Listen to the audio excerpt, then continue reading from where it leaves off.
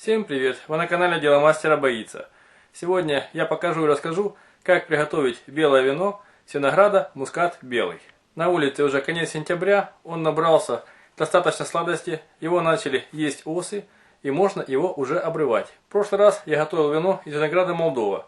Рецепт производства белого вина очень похож на производство красного, но есть свои нюансы. В первую очередь виноград необходимо собирать в безоблачную сухую погоду, для того чтобы виноград был максимально сладким и сухим. Вот такой виноград, он уже достаточно созрел, приобрел белый оттенок, и на нем есть небольшой белый налет. Его смывать нельзя, потому что это природные дрожжи, которые будут способствовать брожению сусла.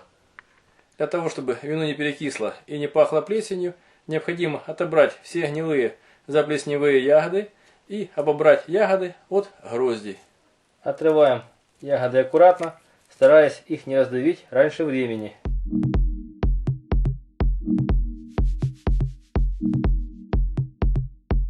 А эти веточки выбрасываем в сторону. Также необходимо удалить все подвялшие, подгнившие, высохшие ягоды, которые могут испортить вкус вина. Они имеют обычно такой некрасивый внешний вид. Вот виноград очищен от веточек, отобраны гнилые и прелые ягоды, и можно приступить к его измельчению. Некоторые виноделы на этом этапе отжимают сок, а жмых пускают на самогон. Но я этого делать не буду, потому что в кожице очень много полезных веществ, и вино будет полезнее. Для измельчения можно воспользоваться специальным прессом, или же взять обычный венчик, дрель высокооборотистую и измельчить виноград. Высыпаем виноград в высокую емкость, для того, чтобы брызги не разлетались в сторону. Я использую посуду из пищевого пластика. Нельзя применять посуду из алюминия, оцинкованную и ржавеющую.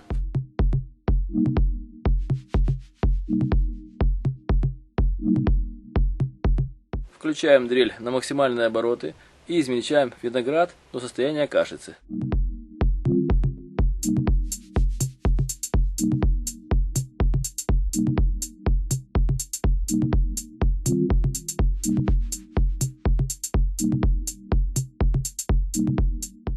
Вот виноград измельчен, и осталось подождать, пока поднимется шапка. Для натуральности вкуса я виноград не мою, а использую брожение на натуральных дрожжах. После этого накрываем емкость марлей или неплотной крышкой и ставим в теплое место с температурой 20-25 градусов Цельсия.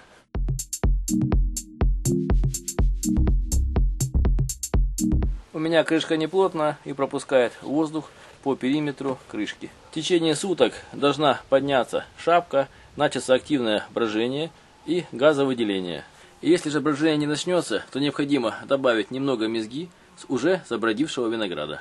И вот прошло 3 дня, и нужно срочно отжимать сусло от мезги. В отличие от темных сортов винограда, белый может дать горечь от косточек при длительном брожении мезги. Вот видно, что брожение еще идет. Поднялась шапка. Но ждать, пока она упадет, не стоит, потому что белый виноград очень быстро начинает отдавать горечь от косточек сусла. Для отжима сусла от мезги хорошо воспользоваться прессом, но если его нет, то придется импровизировать. Я, как всегда, пользуюсь обычным мешком-сеткой из-под овощей, которые очень хорошо фильтруют мезгу. И если у вас нет такого старого мешка, то можно взять обычную марлю и воспользоваться ей. И самый долгий способ фильтрации мезги – это использование такой сеточки для промывания макарон. Ложим ее на ведро, насыпаем сюда жмых, и сок вытекает вниз. Но это очень долго, потому что сеточка постоянно забивается, и приходится постоянно прижимать, протирать, чтобы сеточка была чистой. Сеточку для овощей я предварительно хорошо мою, чтобы не оставалось грязи. Затем необходимо взять глубокую миску, положить в нее эту сеточку, и с помощью посуды зачерпнуть туда мезгу.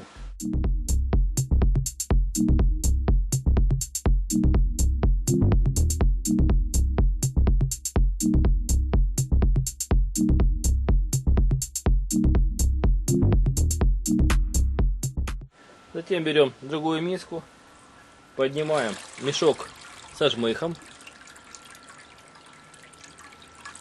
и переносим в нее. Здесь же осталось готовое сусло, которое я фильтрую этой сеточкой, для того, чтобы там не оставалось мелких частиц и было меньше запаха дрожжей.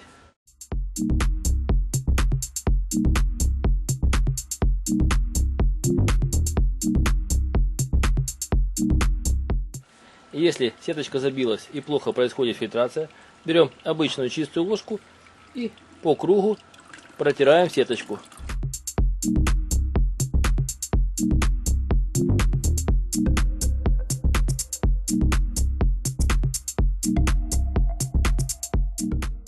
Вот сусло отделилось от мезги, и твердый остаток необходимо добавить до остального отжима. Я его просто оббиваю путем постукивания по горлышку бетона для жмыха.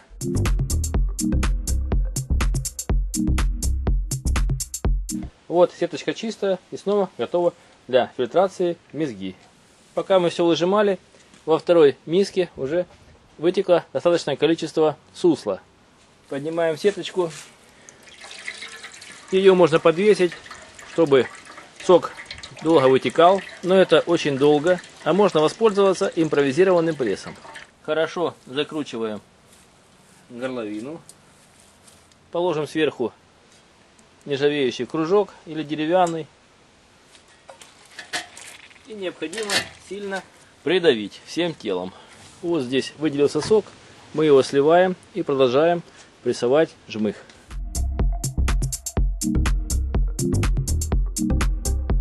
Если не хватает массы для хорошего прессования мезги, я использую чистые рыбацкие резиновые сапоги и буду прессовать своим телом. Ставим сапоги на круг.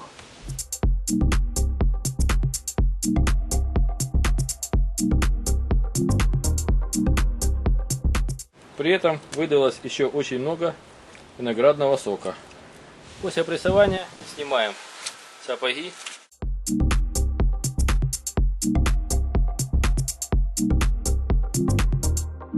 И сливаем готовый сок.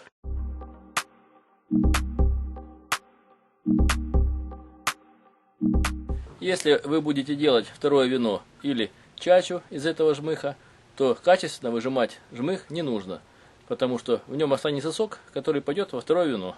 Если же вы будете жмых выбрасывать, то необходимо выжать сусло с максимально большим усилием. Я буду делать второе вино из этого жмыха, поэтому этим прессование заканчиваю. И высыпаем жмых в другую емкость.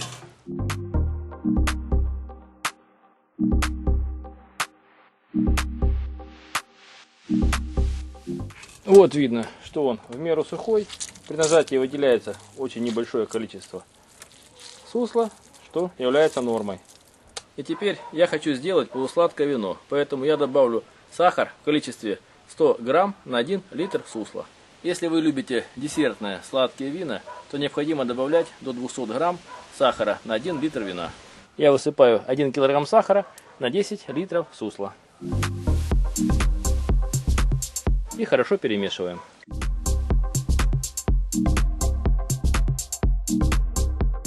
После того, как в сусло добавлен сахар, необходимо срочно изолировать его от кислорода воздуха.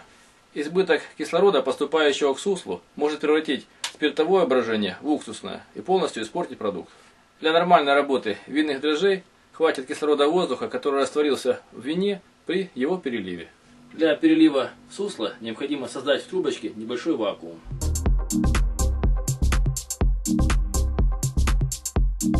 Вот вино под большим напором переливается из ведра в бутыль. Сусло наливать в бутыль необходимо не до верха, а примерно по кромку сужения. В этом случае при бурном брожении и поднятии пены она не будет попадать в перчатку и не испортит гидрозатвор.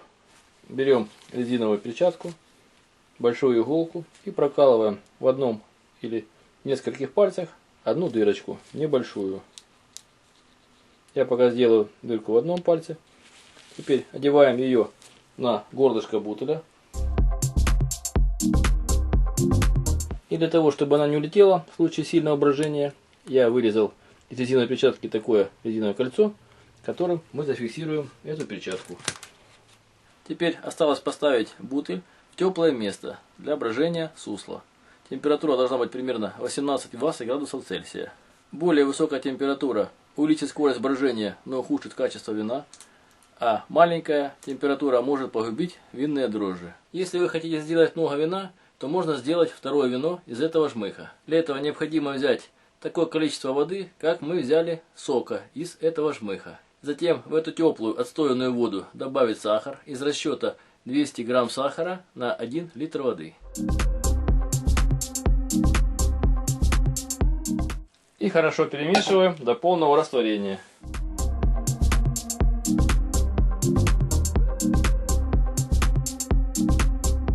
И заливаем эту сладкую воду обратно в жмых. Хорошо перемешиваем и ставим в теплое место для брожения. Накрываем крышкой для того, чтобы не было доступа воздуха.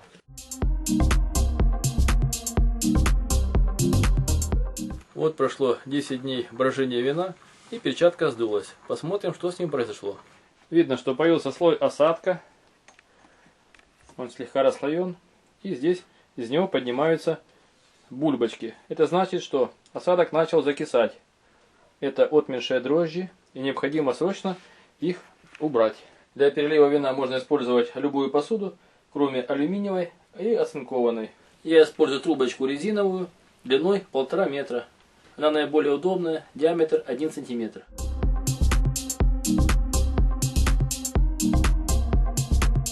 Вот вино пошло. Это хорошая аэрация, при этом сюда поступает кислород, который необходим для жизни оставшихся дрожжей.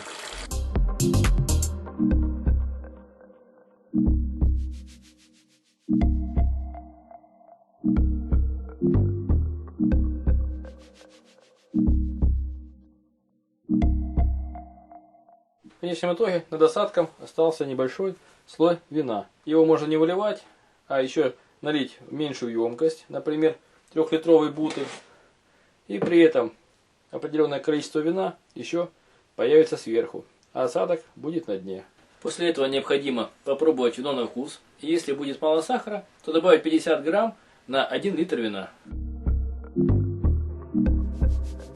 Немного кисловато, буду добавлять сахар. Я добавляю полкилограмма сахара на 10 литров вина. И хорошо перемешиваем.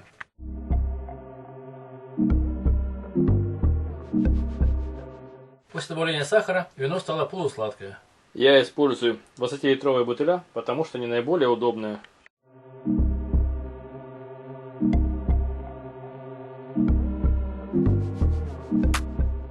Теперь брожение будет тихое, поэтому наливать необходимо под самое горлышко, чтобы не было закисания. И снова накрываем бутыль гидрозатвором или перчаткой, чтобы не было доступа кислорода воздуха к вину. Вот прошло 10 дней, и перчатка снова сдулась. Значит, необходимо переливать вино с осадка. Вино стало намного прозрачнее, осадок внизу уже в небольшом количестве. Но если мы его оставим, то вино потянет запах с осадка и испортится в качестве. Прозрачность вина уже намного лучше. Идут маленькие пузырьки. Значит, брожение еще не закончилось. Вот такое вино. Видно, что уже хорошая прозрачность, но еще не полностью осветлилось. Вино необходимо наливать строго под крышечку. Если у вас немножечко не хватает, то необходимо долить с другого бутыля, для того, чтобы здесь не было воздуха и вино не скисало. Теперь накрываем его снова гидрозатвором и ставим в теплое место еще на 10 дней для дображивания и отстаивания. И вот на календаре уже 29 декабря, и можно проверить, как отстоялось белое виноградное вино. Последний раз я перелил его в ведра, и осадка почти не было. Проверим, какая же у него сейчас прозрачность и вкус. Вино уже стало почти прозрачное, и можно его ставить на отстаивание в погреб. По вкусу вино полусладкое, и сахар сюда добавлять больше не нужно. Теперь осталось поставить вино в подвал примерно на 3 месяца, для того, чтобы окончательно осел винный камень, и можно употреблять это вино в ограниченных количествах. Вы были на канале Дело мастера боится, смотрели видео о том, как своими руками сделать белое вино из винограда. Пишите свои замечания и комментарии, ставьте лайки, подписывайтесь на наш канал. Будьте с нами. Всем пока.